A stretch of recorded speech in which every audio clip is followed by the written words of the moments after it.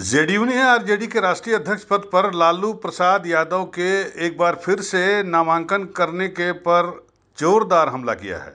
JDU के प्रवक्ताओं ने आरोप लगाया कि आरजेडी परिवारवाद को शुरू से बढ़ावा दे रही है और अब भी बढ़ावा दे रही है और लालू परिवार के सदस्य ही पार्टी के प्रमुख पदों पर काबिज हो रहे हैं।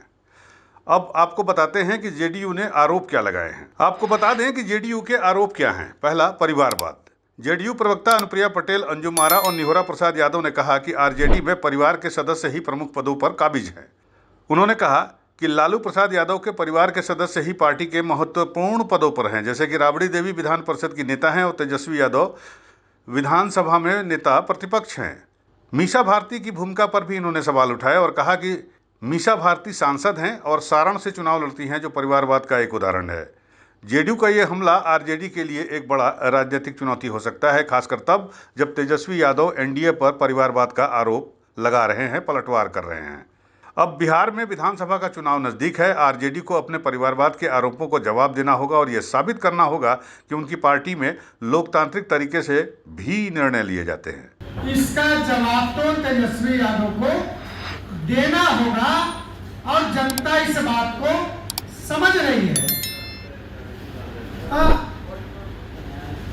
तो इस प्रकार जो इनकी खोखला नेतृत्व है, खोखला भाषण है और खोखला जो सपना इनका है, वो सपना परिवार के लिए है, राज्य के लिए नहीं है।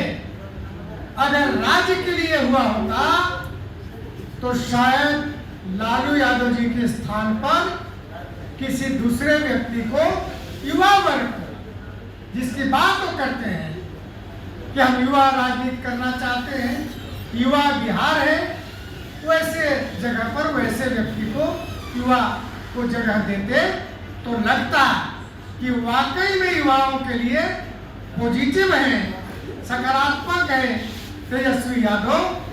तो ये बात गौरतलब है कि जेडीयू के इस हमले के बाद आरजेडी को अपनी रणनीति बदलनी भी पड़ सकती है। आरंभ में लालू परिवार पर हमला करना आरजेडी के लिए एक बड़ा राजनीतिक चुनौती बन सकती है। आरजेडी को अपने ऊपर लग रहे परिवारवाद के आरोपों का जवाब देना होगा और यह साबित करना होगा कि उनकी पार्टी में लोकतांत्रिक तरीके से निर्णय लिए जाते हैं। हालांकि देखा जाए तो इस मुद्दे पर जेडीयू और आरजेडी के बीच जुबानी जंग और तेज हो सकती है। दोनों पार्टियां एक दूसरे पर आरोप प्रत्यारोप लगा रही हैं, जिसका जो आगे चलकर और तेज होगी और दोनों अपने अपने समर्थकों को लामबंद करने की कोशिश में जुट गई हैं।